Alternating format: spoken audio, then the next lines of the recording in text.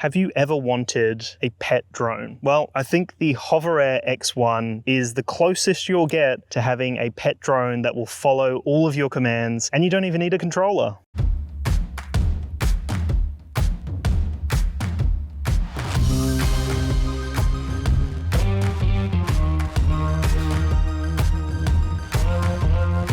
What's going on, guys? My name is Dan Davis and I'm the creative director here on DansTube.TV, which is Australia's #1 ranked drone YouTube channel. I'm also the course creator over on the Fearless Drone Academy, which is the ultimate online drone course for beginners. Check that link below and use the code DANSTUBE to save 10% over on the drone course. So the HOVERAir X1 has been out for a little while now. I only just got my hands on it and I got the white version here. There is a black version as well, which looks very cool. When it's folded down, it is tiny and can literally fit in your pocket like so. So you can just put it in your pocket, pull it out, folds out nice and easy, turn it on, and it will launch within a few seconds. This thing is impressive. Just how quickly it responds to your inputs is probably the standout when I started using it right at the beginning. This drone has kind of carved its own place in the market. It's not trying to be something it's not. It really is a tool to capture moments. And that's kind of how I see it. It's perfect if you're going away on vacation and you're with your family and you just want to capture some cool moments. It's perfect for those kind of situations. If you're an adventurer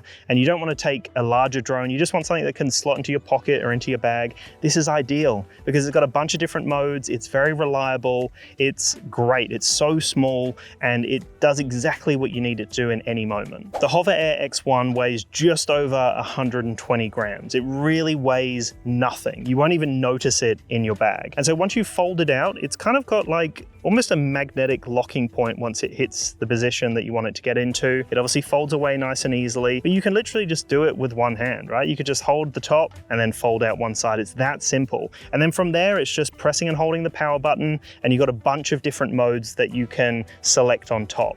It basically talks to you, so it narrates what mode it's in. It will give you a countdown. It will give you different chimes and different indicators to let you know what mode it's in and what it's doing. It also has a light on the front here, which will, again, let you know what it's doing. If it's recording, if it's finished recording, if it's low on power or whatever it may be, it will let you know on the front there. Now it has a bunch of different intelligent flight modes, which again is extremely impressive for such a small drone. You don't even need a controller with this thing. You can literally just use the interface on the actual drone itself. I would highly recommend getting the app though, if you do pick yourself up the HOVERAir X1. It just gamifies the experience. You unlock a bunch of different modes along the way. There's so many customization options in there. There's a community tab where you can also connect with other people as well. And it's just a great experience, right? But you don't actually need it. You can purely just use the drone without your phone or a controller. All of the different flight modes are smart, responsive, and they do a great job. So you've got all sorts of things. You've got a hover mode, you've got sidetrack, you've got a mode that will zoom backwards, you've got a bird's eye view that will look down on you, you've got tracking mode, you've got gesture modes. There's just so many different modes in here, and it's unbelievable what you can do with this thing. Through the app, you can customize the distance you want it to track you from. You can set up vertical videos as well.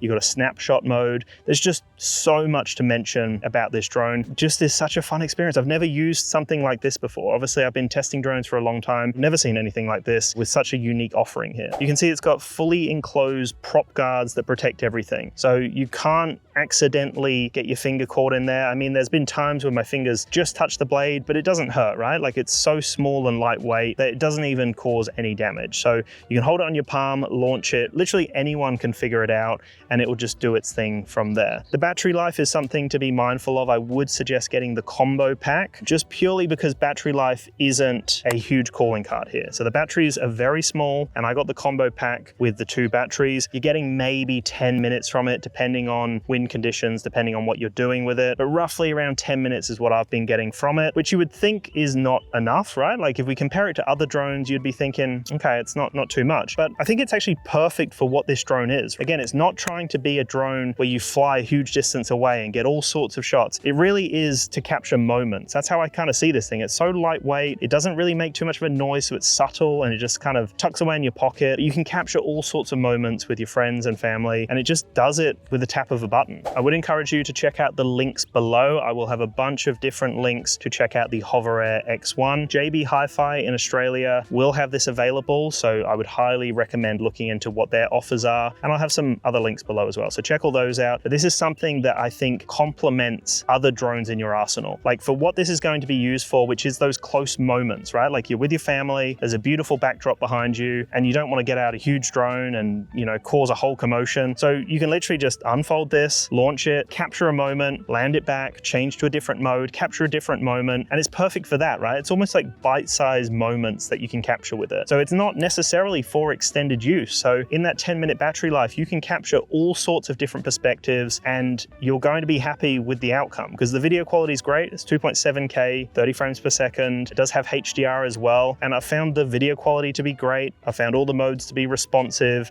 and to give me what I need. It does have little sensors on the base here, and so that's when you put your hand out, it will know to land, and it will know if there's something below it, for example. So it's great for that. I had it actually flying just down here, and it seemed to notice, even though it was low to the ground, it seemed to actually go up a little bit, increase in altitude, just to go over the bank here as I was going on the electric scooter. So it is quite smart in that regard. Considering it's doing it all on its own, it seems to do a phenomenal job. I found that the following mode was actually quite impressive. I had it on the electric scooter. I even had the side tracking mode, which is another type of following mode where it tracks from the side. Both of those did a great job. It kept up with me, and you can change the distance. So you can have it following close, almost like from a normal, medium range, or far. So I had it set in far. It kept up with me. The footage was stable. It does an awesome job of stabilizing the footage. Everything looks crispy. The video quality is actually great. I've been impressed with it. Considering it's 2.7K, again, you could compare it to other drones and go, well, if it's a mini drone, other mini drones can go in 4K. Again, for what this is, like it's not trying to be something else. This is a completely unique offering. 2.7K is ideal. And considering you get all different perspectives, you're going to be happy with the footage. It's great to just post on social media. You can even get the vertical video option. So great for your socials. You can have it following you, and it's going to be doing a perfect job in really any scenario.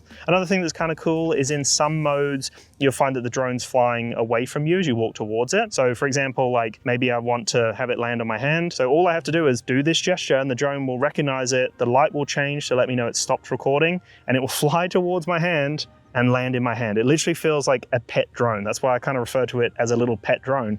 It just follows you. It follows all the instructions that you need it to do. Really easy to then launch again.